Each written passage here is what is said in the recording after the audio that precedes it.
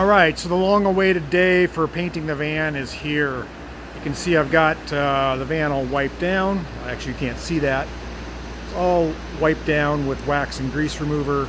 All the little blemishes have been touched up and or primed. It's been remasked in some spots. I haven't wet the floor down yet. I've got heat blowing on it from my waste oil heater up there. I have 70-degree metal temperatures, and I have three 24-inch exhaust fans pulling out fumes. I'm just going to paint it here in the shop. I would like to paint it in my dedicated booth, but you can see that's loaded up full of stuff. Cars are covered. This actually has been really working well with kind of a cross ventilation. So the top has already been painted. I painted that last Friday. We had some nice weather. You can see the sunshine on there. I've got it masked off. I'm thinking the main part of the body is going to be one color, and then either I'll paint this stripe, this body line that goes all the way around the belt line, a different color, or I may paint a different color down. We'll see. I've got something in mind, but I'm not sure how it's going to look. I'm sticking with a muted gray because the interior is silver or light silver. I'll show you that. Like inside of the doors are this color. They need to be touched up as well, but that's pretty close to that color. So, see how this goes. Painting is always an experience. Sometimes good, sometimes not so good. We'll try it out and see how it works. Alright, so I just sprayed my first coat, a base coat. Actually, it's single stage on my little van, and I'm not real happy. I got a bunch of runs in it. I had a hard time with the temperature and the spray of a new gun. It's a Harbor Freight purple gun. I didn't like the way it atomized. It left me, let me show you this. A big old run there. So I gotta fix that. It just was really hard to control. So we're gonna sand it down and fix this mess and a couple other really bad pieces and keep going. I guess that's painter's life. Fix it until you like it. Alright, so even though I'm slightly disappointed in my van paint, it is a little shiny, it needs to be sanded down, and it bums me out that it didn't come out better than it did. That's the way it goes. And so we're moving on to the next thing, which is our Messerschmitt KR200. And if you remember, I've driven this thing so much that I've bowled the tire. I haven't been doing burnouts, but the tire has wore out in the back.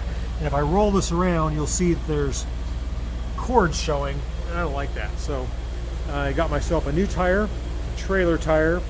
It's rated for 530 pounds, I think.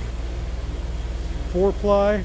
It's the same tire that's on there, but this one has tread, which is unusual because it's got more tread in the center than it does on the outside. I don't know why more tread on the shoulders than on the center. And it looks a little funny, but hopefully once inflated, it'll be good. 480 by 8 is the size of tire we're dealing with here. So I'm gonna jack this up and see if I can wiggle that out. Okay, we're a little further along here. We got the back of our Messerschmitt jacked up.